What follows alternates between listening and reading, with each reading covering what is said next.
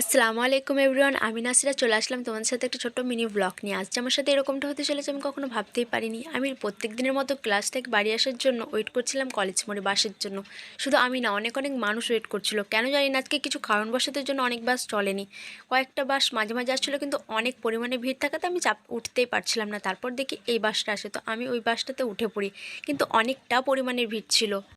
প্রত্যেকদিন সকালবেলা আর সন্ধ্যেবেলা আমাদেরকে এইভাবে ঝুলে ঝুলে যেতে হয়, বাট আজকের বাসটা অনেকটা ভিড় ছিল, খুব কষ্ট এইভাবে যেতে।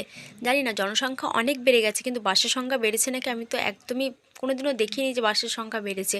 তাই অনেকটা কষ্ট করে আমি চলে আসলাম বাড়ি। কিছুক্ষণ রেস্ট করার পর দেখি অনেকটা পরিমাণে বাইরে ঝড় হচ্ছে।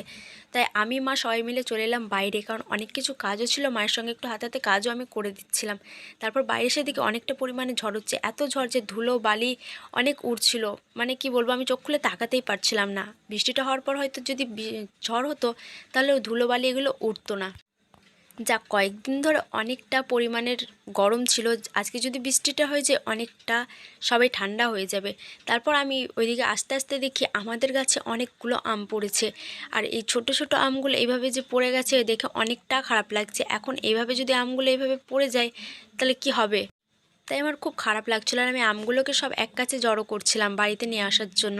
আর আজকের মিনি ব্লগটা এতটাই। চলো টাটা, দেখা হচ্ছে পরের ভিডিওতে।